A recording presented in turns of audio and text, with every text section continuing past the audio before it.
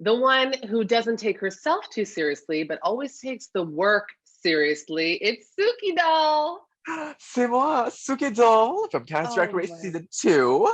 gosh, don't we know it? I am just so pleased to be in your web presence right now. You Yeah. are such an energy.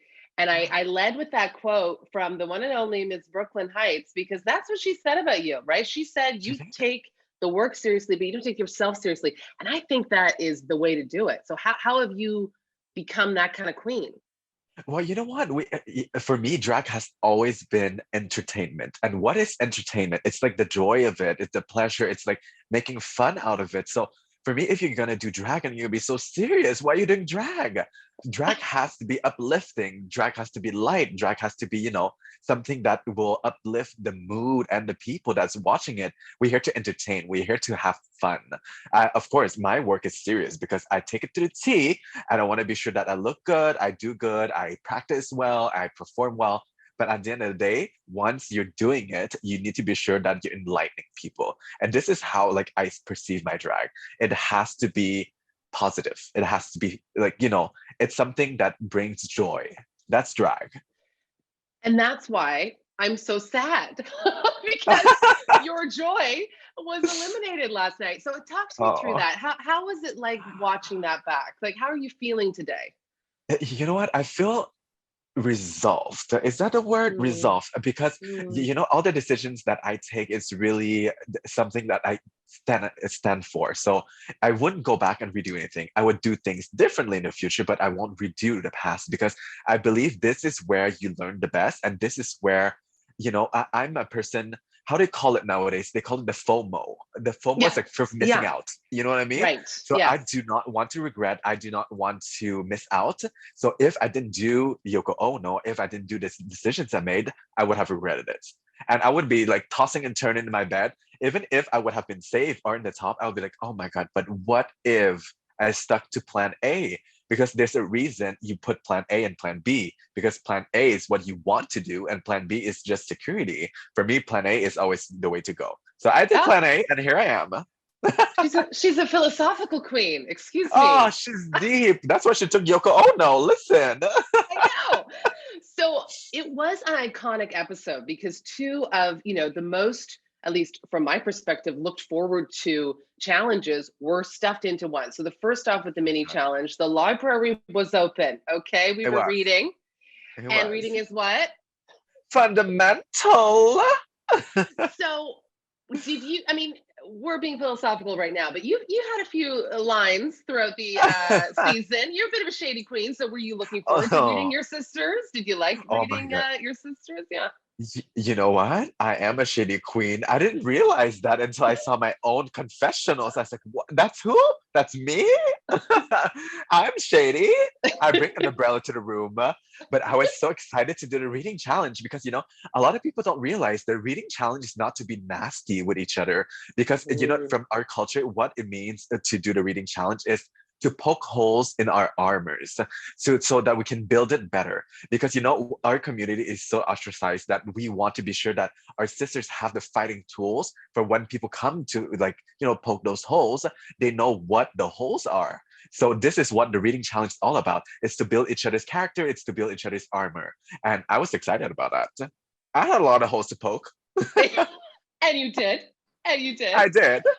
Uh, so let's then move on to Snatch Game. I mean, this is the challenge of Ah, Drag Race.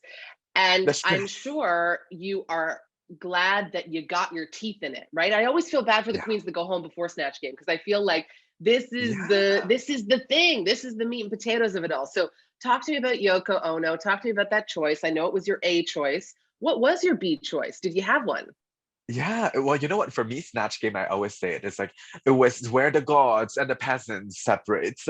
Well, listen, I went with the peasants, but I was like, oh, where's the good direction? But I did have a plan B. Hmm. I wanted to do Nikita Dragon, and also I wanted to one of the other options, which is her best friend, is Bretman Rock. They're so just outspoken, they're loud, and they're closer to Hmm. my personality. But it's just Yes. again, I love Yoko Ono so much. I couldn't like forgive myself if I didn't do her. So you know what? there's another Snatch game somewhere in the world, and Suki's gonna be there. She sure is. And like you said, you went for it. You stuck to your guns. You also made another really fantastic choice. One of my favorite people, Sandra Oh, for the Made in Canada runway. So Oh talk my to me God. about that choice. Sandra Oh is just such a trailblazer, and she's a pillar in my community. She has established so many standards, and she has opened like ways that we couldn't imagine before for like Asian people, most into acting in our community. So uh, Sandra was a logical choice just because of the respect I have for her. And of course, I was representing the Double Happiness movie that she was playing in, and that's a Canadian movie. So basically, Double Happiness, what it means is happiness for your family, which is very cultural for us, the AAPI, and also finding your happiness, which is the double happiness. And my perspective of it, my double happiness is my drag. So being Mm. on that stage, doing Sandra Oh, it's like it's how do you call it? It's the idea, Full the idea, the circle. idea. Yeah, it's a Yeah, full circle, full and for circle. me, yeah, being able to do that, I was living. It's just sad that I had to leave on my Sandra Oh and Yoko Ono week because my Asian I know. representation, but Sandra but here Oh we no. are. Here we are. Now, Are you trying to trigger me? no. Now I do need to talk about that trench coat though, because Brad Oh. almost ripped it off you. Where the heck did you get? I mean, that trench coat is fabulous. It's like a bubble trench or something. I Where did you get that? Listen, I'm just so well connected to the fashion world. The designer is Florentina Lettner. She is a designer that is graduate from Central St. Martin, and she did runways for the Mercedes-Benz in Berlin. Mm, She's a celebrated designer. She did for the Jenners. She's a very celebrated designer.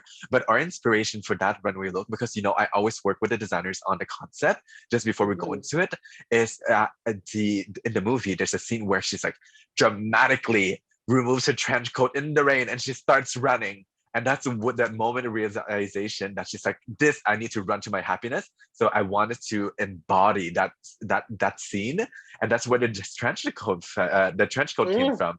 Yeah, and with of course the taste of the designer. We loved, we lived, we loved. Uh, I also really, I'm so enjoying this conversation with you. By the way, you really are fantastic. And Thank one of you. the, it's so fun. For me as a big fan of the show, and I have this idea of who I think you are, and then to have this conversation, it's very interesting because yeah, there was they your confessionals was a lot of kind of shady queen, sassy queen, Witty. a witty queen, and I'm getting a whole different thing here. So you're a layer cake, and I'm just eating you up. Uh, what I There's a what lot I to want eat. to there, I got more. So what I want to dig into a little bit too is you really did talk a lot about representation in this episode in the Absolutely. workroom with your sisters, and I so appreciated that conversation. You also talked about kind of having to be the filler queen or sort of typecast. So talk to me Yeah. about what that means, and talk to me about how you on this season of Drag Race is going to change that for other people, other Yeah, queens. you know what? I just wanted to show that the Asian queens doesn't have to fit in the mold. I love Lucy Liu, and I love, all this Asian, like the demand, the most demanded, Mhm. when we do shows and things like that, they always ask you to do those typecast because, oh, listen, we're doing Charlie Angels. We need Lucy Liu. Do you want to do it? It's not, oh, Suki, you're so amazing. You're an artist and we love your art. Can you be in the show? It's always like, Mm. we have a role. We're going to fill it with you. So for me, I just want to be sure that everybody saw the artistry that I mean, Asian, Black, Hispanic, whoever, it doesn't matter. We have anything that everyone else has. So, I mean, stop typecasting us and just really look at the talents. I understand that you want to fill those positions and typecast, but we are so much more than just a typecast. Look at this, so Yes, much to offer. we're a full layer Fashion. cake. Yes, Yes, we're everything. you said it yourself. Full layered cake, a lot to eat. So let's go to the lip sync. Um, Yes. I mean, you left it on the run, like you were there. You did. I'm confused, honestly, Suki. So talk to me about what that felt like to lip sync and the judges' critiques. You know what, the lip sync? Even me watching it again, I was like, that happened. And there's just like, it's so short an episode. You have just so many minutes. So Hmm. there's a lot of the moves and things that you didn't even get to see. Even myself was like, oh, I did that after. Where is it? But I'm happy for what I did. I mean, I'm proud of it. I had a lot of fun, and I committed. I committed 1,000%, and there's nothing I would change. And of course, the judges saw that, and the judges this season, I'm very proud of them, and the credentials are there. The Hmm. judging is very constructive. There's nothing nasty. There's nothing too shady. Just a little bit, and the liking of mine. So I don't have anything negative to say about it. It's just I lived through it, and I'm happy with what the outcome was. It doesn't, at the end of the day, we have one crown. Does it make the 11 others losers? Absolutely Hmm. not. You know Hmm. what? We all have our journey, and this is part of mine. I One final question before I let you go, because your reaction was one of my favorite moments of the entire episode. Why did Eve open up her coat or her dress in the lip sync? Well, Like when you went over to hug her, you were like, "Oh, okay, I was like, okay, come on, foam, come on, padding. come on."